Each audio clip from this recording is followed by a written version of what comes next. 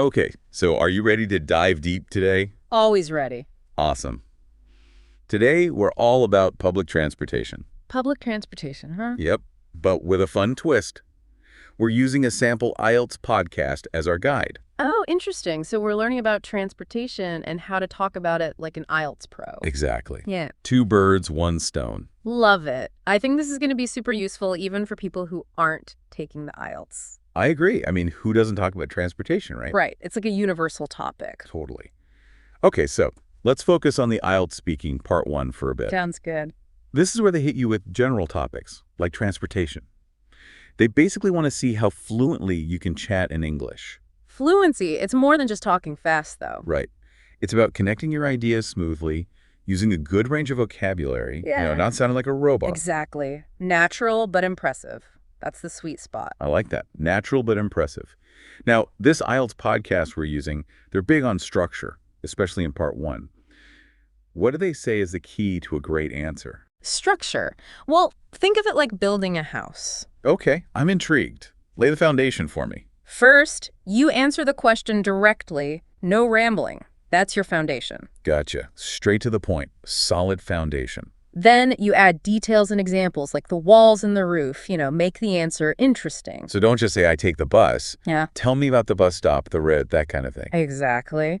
And finally, the roof, add your personal opinion or feeling, your unique touch. So it's like saying, I take the bus, it's convenient for me, but sometimes I prefer to bike if the weather's nice. Perfect example. You've got the what, the why, and the how you feel about it. Okay, that makes sense. It's not just spitting out facts, it's about showing a deeper understanding and a personal connection. Absolutely. It's about showing you can think critically and express yourself clearly. Okay, I'm on board with this structure idea.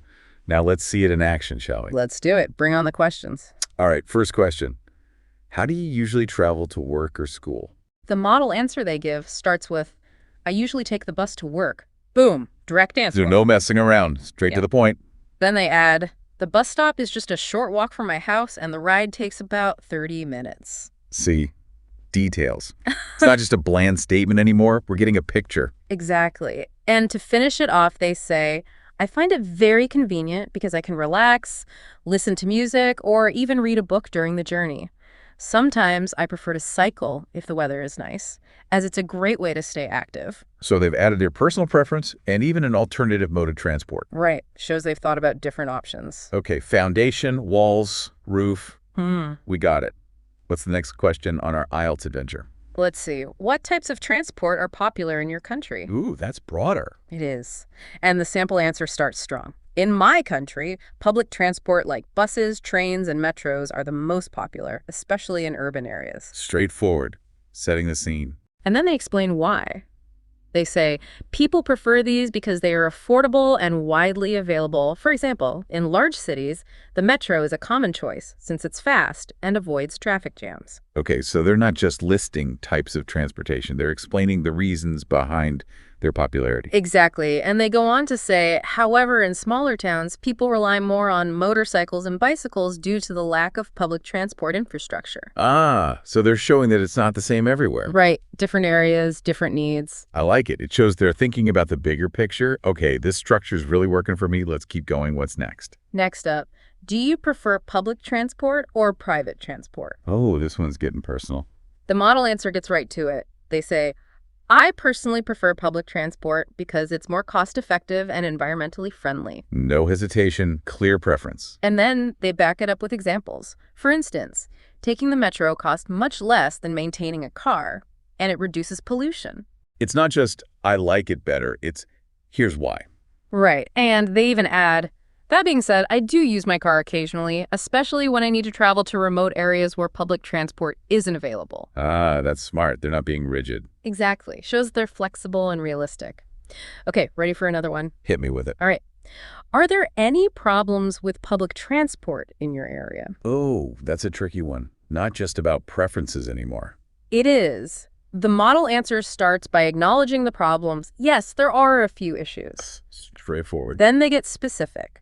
One major problem is overcrowding, especially during rush hours. For example, trains and buses are often packed to the point where people have to stand for the entire journey. Okay, now we're getting a clear picture of the problem, not just complaining, but describing it. Exactly. And they go on, another issue is the lack of punctuality. Buses, in particular, tend to run late, which can be frustrating for commuters trying to reach work or appointments on time. Ah, yeah, the unreliable bus. A classic problem. Okay, I'm seeing how important the details are. It brings the problems to life. Absolutely. Makes it relatable. All right, let's tackle the last question in this set. Okay, last one for now.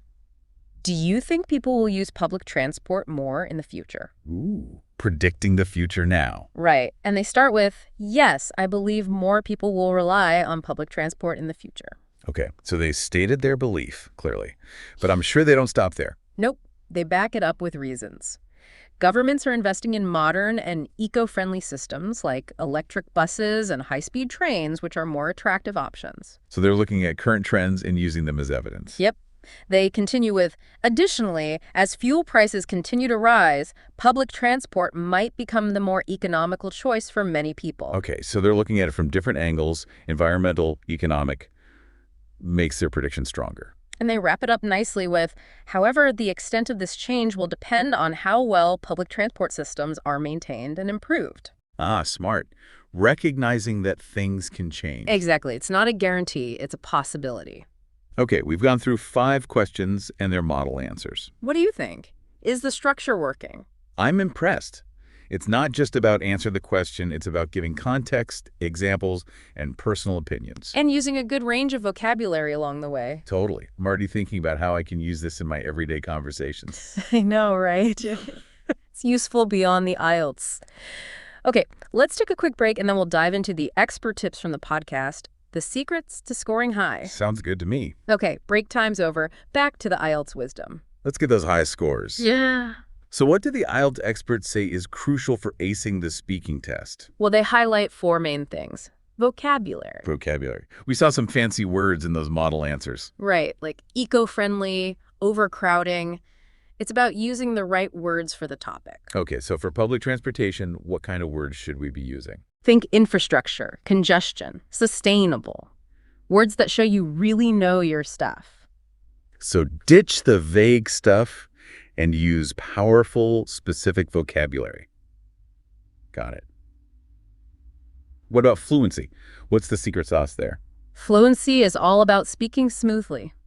No awkward pauses, no ums and ahs. Like a river flowing, no dams in the way. Exactly. And the key is, you guessed it, practice. Practice makes perfect, right? Well, not perfect, but definitely more fluent. The more you practice talking about these topics, the smoother you'll sound. So it's not about memorizing answers. It's about getting comfortable with the ideas and expressing them naturally. Right. You're not a robot. You're a person having a conversation. Okay, makes sense. What about grammar? Any tips for avoiding those grammar gremlins? Grammar variety is key. It's about showing you can handle different sentence structures. So don't just stick to simple sentences. Exactly. Mix it up. Throw in some compound and complex sentences. But not too complex, right? We don't want to sound like a textbook. Right. Clarity is important. Your grammar should help your ideas, not hide them. Grammar as a tool, not a weapon. I like that. Okay, we've covered vocabulary, fluency, and grammar. Now for the big one, confidence. Confidence. Ah, it's like the secret ingredient. Like that extra sprinkle of magic. Exactly. When you're confident, you believe in yourself, and that shows. Makes sense. But what if you're nervous? Any tips for boosting that inner confidence? It's okay to take a moment. Gather your thoughts before you answer. This is not a race. No, it's not. Take a breath, think, then speak. Quality over speed. And it's okay to make mistakes, right? Of course. Everyone does. Don't let a little stumble throw you off. Keep going. It's about the overall flow, not perfection. That makes me feel better. Okay, we've got the 4 pillars. Vocabulary, fluency, grammar, and confidence. A solid foundation for any good speaker. But before we move on, I want to go back to that structure we talked about earlier. The direct response, details, and personal touch. Right. It's so useful, even beyond the IELTS. How can we use that in everyday conversations? Imagine you're talking to a friend about traffic. Oh, I do that all the time. Instead of just saying, traffic is terrible, you can use the structure. Okay, show me how. First, direct response. The worst thing about driving here is the rush hour congestion. Straight to the point. Then what? Add details. It takes me twice as long to get to work during rush hour. Last week, I was stuck for an hour and missed a meeting. Okay, so now it's not just complaining, it's a story. Exactly. And finally, your personal touch. It's so frustrating to waste time in traffic. I wish there was better public transport. Boom. Now it's a conversation starter. It shows you've thought about it, you have a solution, it's engaging. So this structure, it's like a secret weapon for any conversation, not just the IELTS. Exactly. And the more you use it, the easier it gets. It becomes natural. It's like learning a new dance move. At first it's awkward, but then it becomes part of your repertoire. I like that analogy. And remember, don't be a robot. Let your personality shine through. Smile, engage, be yourself. Authenticity is key. Boom. Okay, we've covered a lot. I think it's time to shift gears a bit. Yes, let's take a moment to see how these expert tips can help us in real-life conversations. All right, we're back, ready to wrap things up. I am. We've uncovered some really cool stuff today. IELTS tips, public transportation insights. It's been a great mix. It has. But before we say goodbye, I want to leave our listeners with a little challenge. A challenge. Okay, I like it. Think about a conversation you had recently. Maybe about getting around town or just a casual chat with a friend. Okay, got it. Thinking about a conversation. Now think about what we've learned today. Those IELTS tips, the structure, the vocabulary. Could you have made that conversation even better? That's a good question. I think so, yeah. Instead of just saying, ugh, the traffic was awful, I could have explained why, given some examples, Exactly. It's about taking those IELTS skills and using them in real life. It's like leveling up our communication skills. Yes, and it's not just about sounding smart. It's about connecting with people, sharing ideas in a way that really makes an impact. It's like turning everyday chit-chat into something more engaging, more meaningful. Right. It's about making those conversations count. I love that. Okay, so to all our listeners out there, whether you're prepping for the IELTS or just want to be a better communicator, remember, Clear structure. vivid details. And a touch of your own personality. Those are the ingredients for a truly awesome conversation. It's been a blast diving into this topic with you. That's correct, Stan. And to everyone listening, keep those conversations flowing, keep learning, and we'll catch you next time on The Deep Dive.